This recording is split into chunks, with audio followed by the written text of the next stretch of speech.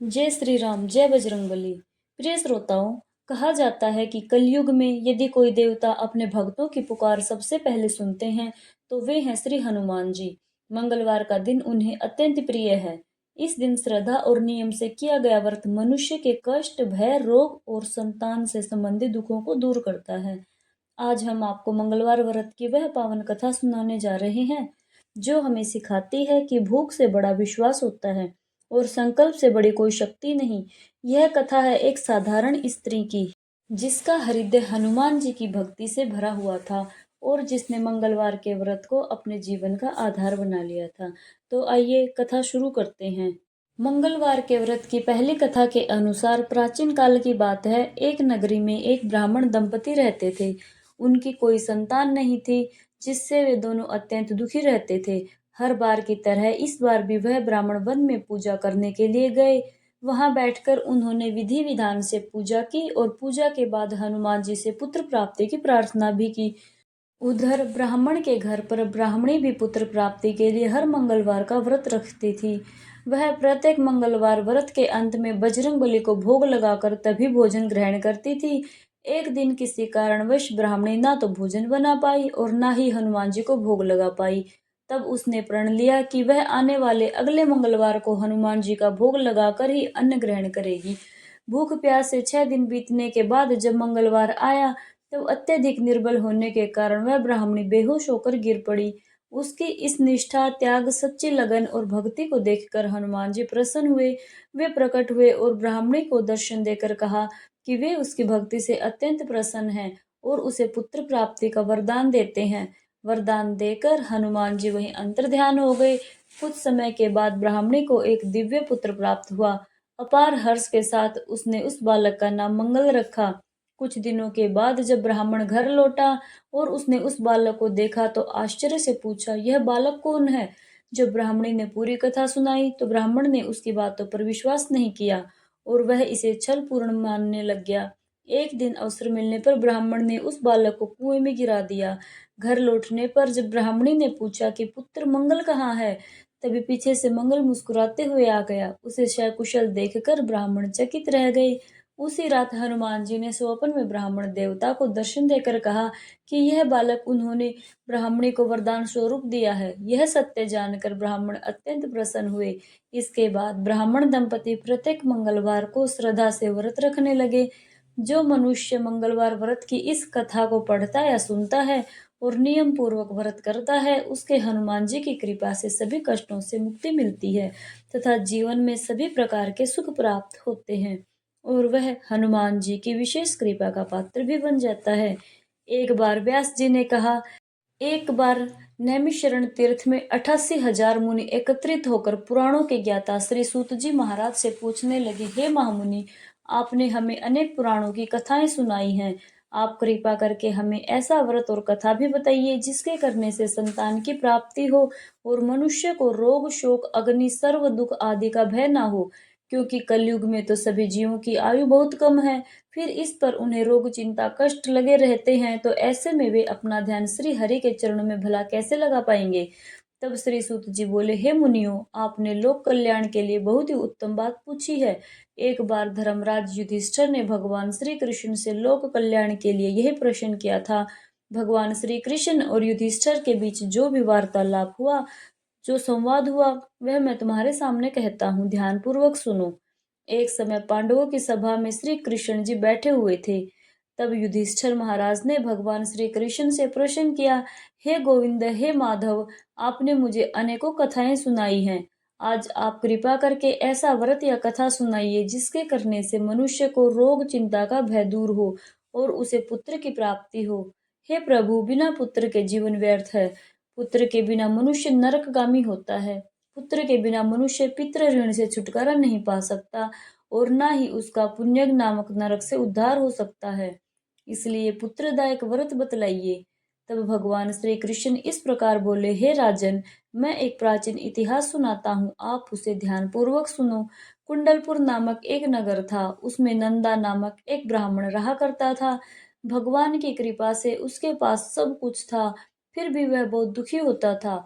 इसका कारण यह था कि ब्राह्मण की पत्नी सुनंदा की कोई संतान नहीं थी।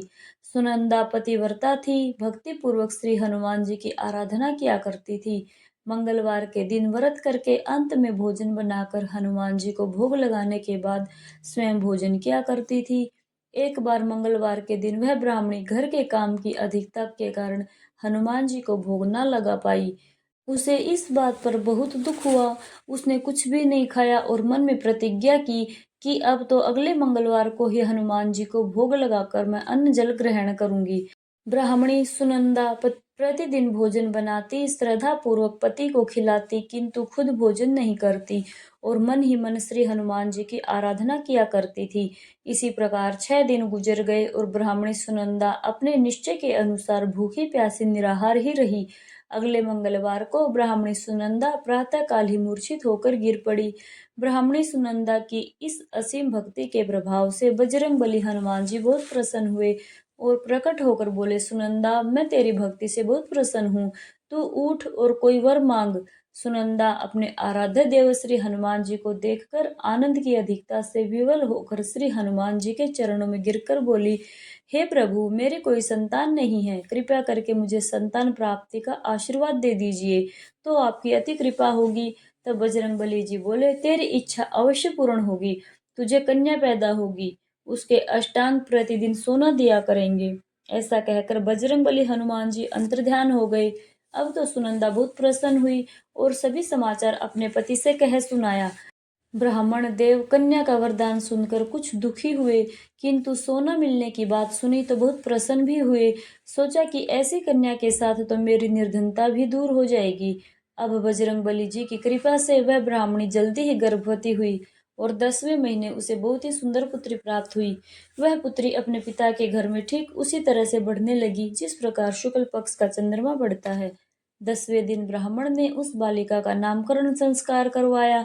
उसके कुल पुरोहित ने उस बालिका का नाम रत्नावली रखा, क्योंकि यह कन्या सोना प्रदान किया करती थी।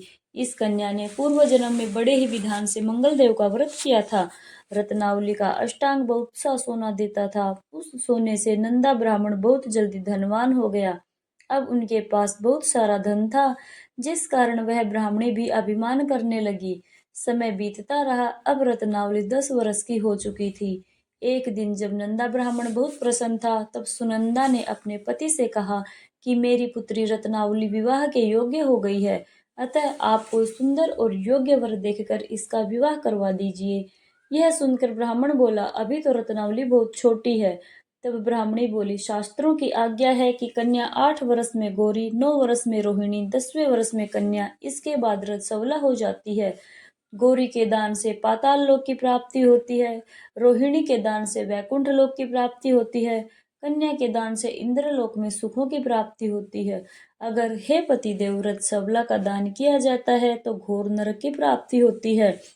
इस पर वह ब्राह्मण बोला कि अभी तो रत्नावली मात्र 10 ही वर्ष की है और मैंने तो 16-16 वर्ष की कन्याओं के विवाह करवाए हैं, अभी जल्दी क्या है। तब ब्राह्मणी सुनंदा कहने लगी, आपको बहुत अधिक लोभ हो गया है। शास्त्रों में कहा गया है कि माता पिता और बड़ा भाई रजस्वला कन्या को देखते हैं तो वह अवश्य ही नरकगामी होते हैं। तब ब्राह्मण बोला, अच्छी बात है, कल मैं अवश्य ही योग्य वर की तलाश में अपना दूत भेजूंगा। दूसरे दिन ब्राह्मण ने अपने दूत को बुलाया और आज्ञा दी कि जैसे सुंदर मेरी कन्या है, वैसा ही सुंदर उसके लिए वर की तलाश करो। अब वह दूत अपने स्वामी की आज्ञा पाकर निकल पड़ा। पंपई नगर में उसने एक सुंदर लड़के को देखा। यह बालक एक ब्राह्मण परिवार का बहुत गुणवान पुत्र था। इसका नाम था सोमेश्वर। दूत ने इस सुंदर और गुणवान ब्राह्मण पुत्र के बारे में अपने स्वामी को पूरा परिचय दिया। ब्राह्मण नंदा को भी सोमेश्वर अच्छा लगा और फिर शुभ मुहूर्त में विधि पूर्वक कन्यादान करके ब्राह्मण ब्राह्मणी संतुष्ट हुए। परंतु ब्राह्मण के मन में तो लोभ समाया हुआ था। उसने कन्यादान तो कर दिया था, लेकिन वह बहुत ज्यादा बेचैन था। उसने सोचा कि रत्नावली तो अब चली जाएगी और मुझे इससे जो सोना मिलता था वह अब नहीं मिलेगा। मेरे पास जो धन था कुछ तो इसके विवाह में खर्च हो गया और जो बचा हुआ है वह भी कुछ दिनों के बाद समाप्त हो जाएगा। मैंने तो इसका विवाह करके बहुत बड़ी भूल कर दी है। अब कोई ऐसा उपाय हो कि रत्नावली मेरे घर में ही बनी रहे, अपने ससुराल ही ना जाए। लोभ रूपी राक्षस ब्राह्मण के मस्तिष्क पर छाता जा रहा था। रात भर वह अपने बिस्तर पर बेचैनी से करवटें बदलते बदलते बेचैन रहा और उसने एक बहुत ही क्रूर निर्णय लिया। उसने विचार किया कि जब रत्नावली को लेकर उसका पति सोमेश्वर अपने घर जाएगा तो वह रास्ते में छुपकर सोमेश्वर का वध करवा देगा और अपनी लड़की को अपने घर ले आएगा, जिसमें नियमित रूप से उसे सोना भी मिलता रहेगा और समाज का कोई मनुष्य उसे दोष भी नहीं देगा। प्रातः हुई तो नंदा और सुनंदा ने अपने जमाई तथा लड़की को बहुत सारा धन देकर विदा किया। सोमेश्वर अपनी पत्नी रत्नावली को लेकर ससुराल से अपने घर की तरफ चल दिया। ब्राह्मण नंदा महालोभ के वशीभूत होकर अपनी मति भ्रष्ट कर चुका था। पाप पुण्य का उसने कोई विचार नहीं किया। अपने भयानक और क्रूर निर्णय को अंजाम देने के लिए उसने अपने दूत को मार्ग में अपने जमाई का वध करने के लिए भेज दिया, ताकि रत्नावली से मिलने वाला सोना उसे हमेशा प्राप्त होता रहे और वह कभी निर्धन ना हो सके। ब्राह्मण के दूत ने अपने स्वामी की आज्ञा का पालन करते हुए उसके जमाई सोमेश्वर का मार्ग में ही वध कर दिया। समाचार मिलने पर ब्राह्मण नंदा मार्ग में पहुंचा और रोती हुई अपनी पुत्री रत्नावली से बोला, हे पुत्री, मार्ग में लुटेरों ने तेरे पति का वध कर दिया है। भगवान की इच्छा के आगे किसी का कोई वश नहीं चलता। अब तू घर चल, वहां पर ही रहकर शेष जीवन बिताना। जो भाग्य में लिखा है वही होगा। अपने पति की अकाल मृत्यु से रत्नावली बहुत दुखी हुई। करुण रुकंदन और रोते हुए वह अपने पिता से कहने लगी, हे पिताजी, इस संसार में जिस स्त्री का पति नहीं है उसका तो जीना व्यर्थ है। मैं अपने पति के साथ ही अपने शरीर को जला दूंगी और सती होकर अपने इस जन्म को माता पिता के नाम को और सास ससुर के यश को सार्थक करूंगी। ब्राह्मण नंदा अपनी पुत्री रत्नावली के वचनों को सुनकर बहुत दुखी हुआ। सोचने लगा, मैंने तो व्यर्थ ही जमाई वध का पाप अपने सिर पर ले लिया। रत्नावली तो उसके पीछे अपने प्राण तक देने को तैयार है। मेरा तो दोनों तरफ से मरण हो गया। धन तो अब मिलेगा नहीं। जमाई वध के पाप के फलस्वरूप अब यम यातना भी भुगतनी पड़ेगी। यह सोचकर वह बहुत खिन्न हुआ। सोमेश्वर की चिता बनाई गई। रत्नावली सती होने की इच्छा से अपने पति का सिर अपनी गोद में रखकर चिता में बैठ गई। जैसे ही सोमेश्वर की चिता को अग्नि लगाई गई, वैसे ही प्रसन्न होकर मंगलदेव वहां प्रकट हुए और बोले, हे रत्नावली, मैं तेरी पति भक्ति से बहुत प्रसन्न हूँ। तू वर मांग। रत्नावली ने अपने पति का जीवन दान मांग लिया। तब मंगलदेव बोले, रत्नावली, तेरा पति अजर अमर है। यह महाविद्वान भी होगा और इसके अलावा तेरी जो इच्छा हो वह वर मांग। तब रत्नावली बोली, हे ग्रहों के स्वामी, यदि आप मुझ पर प्रसन्न हैं तो मुझे यह वरदान दीजिए कि जो भी मनुष्य मंगलवार के दिन प्रातः काल लाल पुष्प लाल चंदन से पूजा करके आपका स्मरण करे, उसे कोई रोग व्याधि ना हो, स्वजनों का कभी वियोग ना हो, सर्प अग्नि और शत्रुओं का कोई भय ना रहे, और जो स्त्री मंगलवार का यह व्रत करे वह कभी विधवा ना हो। तब मंगलदेव तथास्तु कहकर वहीं अंतर्ध्यान हो गई। सोमेश्वर मंगलदेव की कृपा से जीवित हो उठा। अब रत्नावली अपने पति को पुनः प्राप्त कर बहुत प्रसन्न हुई और मंगलदेव का व्रत वह प्रत्येक मंगलवार को करके वृतराज और मंगलदेव की कृपा से इस लोक में सुख ऐश्वर्य को भोगते हुए अंत में अपने पिता के साथ स्वर्गलोक को गई। इस प्रकार मंगलवार व्रत की पावन कथा समाप्त होती है। जो भक्त मन से इस कथा को सुनते और व्रत का पालन करते हैं, उन पर भगवान श्री राम और बजरंग बली हनुमान जी की विशेष कृपा रहती है। उनके जीवन से सभी दुख, बाधाएं और डर दूर हो जाते हैं। श्री ऋण मोचक मंगल स्त्रोत पाठ मंगल देव को समर्पित है और इस स्त्रोत के पाठ से कर्ज से मुक्ति मिलती है, आर्थिक समस्याएं दूर होती हैं। इस स्त्रोत में मंगल देव जी के सभी 21 नामों का वर्णन मिलता है। मंगल देव का संबंध हनुमान जी से है और हनुमान जी सभी प्रकार की समस्याओं से छुटकारा दिलवाते हैं। ऋण मोचक मंगल स्त्रोत का पाठ जो भी मनुष्य करता है, उस पर मंगल भगवान प्रसन्न होकर उसे धन धान्य प्रदान कराते हैं। वह मनुष्य कुबेर भगवान की तरह धन संपत्ति का स्वामी बन जाता है। वह मनुष्य हमेशा युवा रहता है और उसे रोग और कर्ज से भी मुक्ति मिलती है। तो प्रिय श्रोताओं, अब सुनिए ऋण मोचक मंगल स्त्रोत पाठ हिंदी में। हे मंगल देव, शास्त्रों में आपके जो नाम बताए गए हैं, उनमें पहला नाम मंगल, दूसरा भूमिपुत्र जिनका जन्म पृथ्वी से हुआ, तीसरा ऋणहर्ता यानी कर्ज से मुक्ति दिलाने वाले, चौथा धनप्रद यानी धन को देने वाले, पांचवा स्थिरासन यानी जो अपने आसन पर अड़िग रहते हैं, छठा महाकाय यानी जो बहुत बड़े शरीर वाले हैं, सातवां नाम सर्वमावरोधक यानी कार्य में आने वाली सभी बाधाओं को दूर करने वाले। हे मंगल देव, आपके नामों में आठवां नाम लोहित, नवा लोहितांग, 10वां साम का नाम यानी कृपा करने वाले, जिसका अर्थ सामक ब्राह्मणों के ऊपर अपनी कृपा दृष्टि को रखने वाला है। 11वां धरात्मज यानी पृथ्वी के गर्भ से उत्पन्न होने वाला। 12वां कुंज, 13वां भौम, 14वां भूतद यानी ऐश्वर्य को देने वाला। 15वां भूमि नंदन यानी पृथ्वी को आनंद देने वाला। हे मंगल देव, आपके नामों में 16वां नाम अंगारक, 17वां यम, 18वां सर्वोगारक अर्थात समस्त तरह की कठिनाइयों को दूर करने वाला। 19वां वृष्टिकर्ता अर्थात वृष्टि करने वाले यानी वर्षा करवाने वाला। 20वां नाम वृष्टिहर्ता अर्थात बारिश ना होने के कारण अकाल लाने वाला। और 21वां नाम सर्व काम फल प्रदान अर्थात संपूर्ण कामनाओं का फल देने वाला है। हे मंगल देव, जो मनुष्य आपके इन 21 नामों का वाचन सच्चे मन और विश्वास से करता है, उस मनुष्य के ऊपर कभी ऋण यानी कर्ज नहीं होता और वह अथाह धन की प्राप्ति करता है। हे मंगल देव, आपकी उत्पत्ति पृथ्वी के गर्भ से हुई है। आपकी आभा आकाश में कड़कड़ाने वाली दामिनी अर्थात आकाश में चमकने वाली बिजली के समान है। सभी तरह की शक्ति और धारण करने वाले कुमार मंगल देव को मैं नतमस्तक होकर प्रणाम करती हूँ। हे मंगल देव, आपके मंगल स्त्रोत का पाठ मनुष्य को हमेशा अपने में किसी भी तरह के विकार को दूर कर और अपनी पूर्ण श्रद्धा और आस्था के साथ करना चाहिए। जो भी मनुष्य इस मंगल स्त्रोत का पाठ करता है और दूसरों को सुनाता है, उसके सभी कष्ट दूर हो जाते हैं। हे अंगारक अर्थात अग्नि की ज्वाला से जलने वाले महाभाग अर्थात पूजनीय ऐश्वर्यशाली भक्तों के प्रति वात्सल्य यानी प्रेम रखने वाले, आपको हम नतमस्तक होकर प्रणाम करते हैं। आप हमारे ऊपर किसी दूसरे से लिया हुआ उधार को पूर्ण करवा कर्ज को हमेशा के लिए दूर कर दीजिए। हे मंगल देव, मेरे ऊपर किसी दूसरे का कोई बकाया हो तो उसे समाप्त कर दीजिए। किसी भी तरह की व्याधि हो तो उसे भी दूर कीजिए। हे मंगल देव, मेरी गरीबी को दूर कर अकाल मृत्यु के भय को दूर कीजिए। मुझे किसी भी तरह का डर, कलेश और मन में दुख हो तो उसे भी हमेशा के लिए दूर कर दीजिए। हे मंगल देव, आपको संतुष्ट करना बहुत ही कठिन है। आप तो मुश्किल से प्रसन्न होने वाले भगवान मंगल देव हैं। आप जब किसी पर भी अपनी कृपा की बारिश करते हैं तो उसे समस्त प्रकार के सुख समृद्धि प्रदान कर देते हैं। जब आप किसी पर नाराज होते हैं तो उसकी सार्वभौम सत्ता को भी तहस नहस कर डालते हैं। हे महाराज, आप जब भी किसी से नाराज होते हैं तो अपनी अनुकृपा दृष्टि से उसे हीन कर देते हैं। आप अप्रसन्न होने पर ब्रह्मा जी, इंद्रदेव और श्री विष्णु के भी साम्राज्य संपत्ति को नष्ट कर सकते हैं।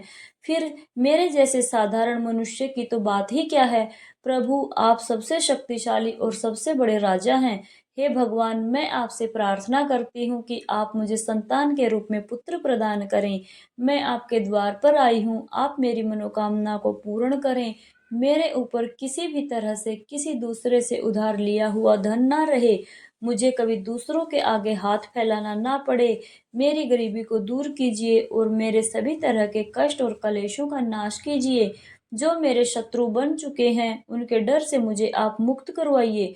जो भी मनुष्य इन 12 श्लोकों वाले ऋण मोचक मंगल स्त्रोत से मंगल देव की वंदना करता है, उस मनुष्य पर मंगल भगवान प्रसन्न होकर उसे धन धान्य प्रदान करते हैं। वह मनुष्य कुबेर भगवान की तरह धन संपत्ति का स्वामी बन जाता है। वह मनुष्य हमेशा युवा ही रहता है। जो ऋण मोचक मंगल स्त्रोत के उच्चारण मात्र से मनुष्य को किसी भी तरह से कर्ज से मुक्ति मिल जाती है। अगर कोई मनुष्य अपने जीवन काल में अपनी आवश्यकताओं, अपनी कामनाओं की पूर्ति के लिए किसी दूसरे मनुष्य से कर्ज लिया होता है और किसी कारणवश कर्ज चुका पाने में असमर्थ हो जाता है, तो उसे ऋण मोचक मंगल स्त्रोत का पाठ करना चाहिए।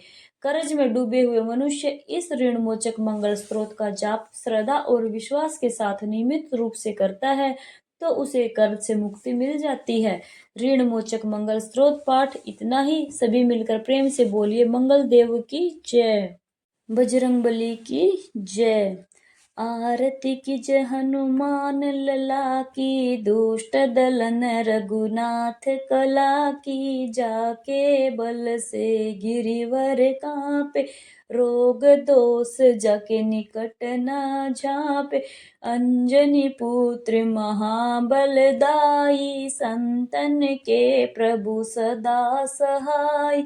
दे बीड़ा रघुनाथ पठाए, लंका जारि सिया सुधिलाए।